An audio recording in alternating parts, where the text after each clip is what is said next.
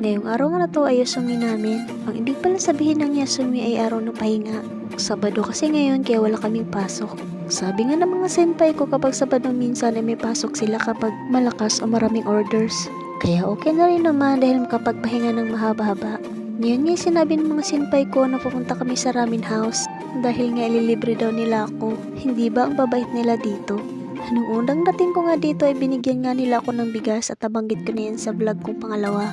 At maya pa nga ay pumunta na kami dun sa labas. Naglalakad nga lang kami dahil malapit lang naman. At dito nga sa labas ay dito nga yung labas ng pabrika namin. Napakaswerte na nga lang namin dahil malapit lang yung pabrika namin at tirahan namin. Ilang hakbang nga lang ay makakarating ka na. Hindi mo kailangan magmadali dahil nasa tapat lang yung factory namin. Hanggang ngayon pa nga hindi pa rin nagsisik-in na nandito na ako sa ibang bansa.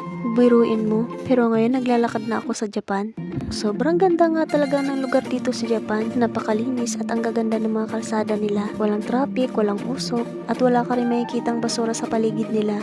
Bawat bahay nga dito ng Japan ay parang village lang dito sa Pilipinas. Kahit sa ordinaryong bahay lang. Sobrang linis at napakaliwala sa labas. At dito nga sa part na to, nung napadaan ako sa bahay na yan, grabe na pamangha ako dun sa mga bulaklak na nakita ko.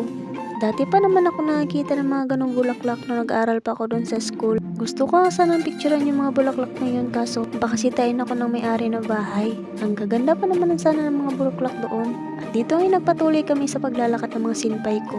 At bigla ko ang naalala ang lugar na to dahil nung hindi pa ako nagpa-flight, tumitingin na ako sa map. Sa Google Map na nandun pala ako sa Pinas. Habang naglalakad nga kami ay may market. At ito nga mga senpai ko ay nag-aya dyan sa market na yan. Dahil nandyan din kasi yung pailan-ilan na gulay. Na-excite nga ako at baka maraming gulay ako magbibili dito. Pero nung pagpasok nga namin ay hindi pala ganun kadami. At tinitingnan ko nga yung mga paninda nila dito. Habang tumitingin nga ako sa mga prutas nila at saka sa mga gulay.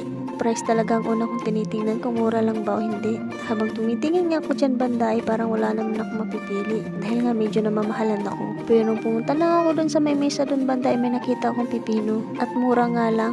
Nung pagkakita ko nga dito sa pipino ay kinuha ko agad para bilhin. Isang supot na lang muna, next time na lang pag makalabas ako ulit. At isa nga tong pipino sa pinakapaborito kong pagkain. Nasabi ko na dun sa pangalawa kong video na isa to sa pinakapaborito kong pagkain. Diyan ka sa market na yan ay may orange, gabi, strawberry, kamote, cabbage, at iba't-iba pa.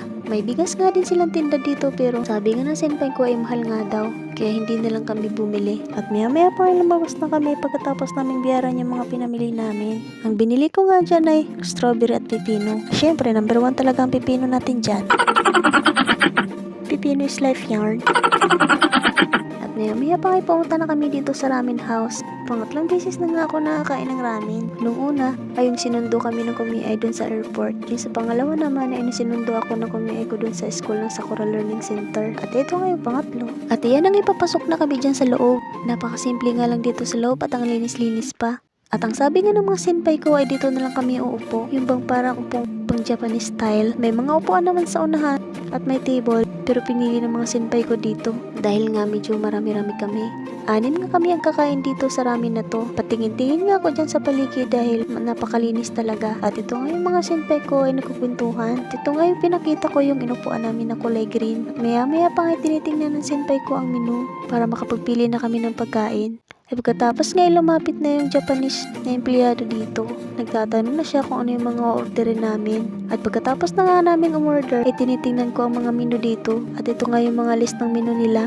Nung unang tingin ko pa nga lang sa menu nila ay natatakam na ako. Andyan yung mga price at iba't ibang mga pagkain. Ang dalawang ramen nga na napuntahan ko doon ay iba't ibang lasa. At sana papabor sa panlasa ko ang ramen nila dito. Maya pa nga habang naghihintay kami sa order namin ay may biglang dumating na pagkain. Hindi ko alam kung libre yan o binili yan ng mga senpai ko. Nung tinanong ko nga ang senpai ko kung anong tawag dyan sa pagkain na yan. At ang tawag na daw niyan ay cheese pie. In fairness, masarap siya. At maya pa nga ay dumating na yung mga order namin. Sa itsura pa nga lang niya ay natatakam na ako. Tara, samahan niyo kong kumain. Maraming salamat na pala sa mga senpai ko at nilibre nila ako dito. Sana may kasunod pa to. Sige, hanggang dito na lang. Salamat sa panonood.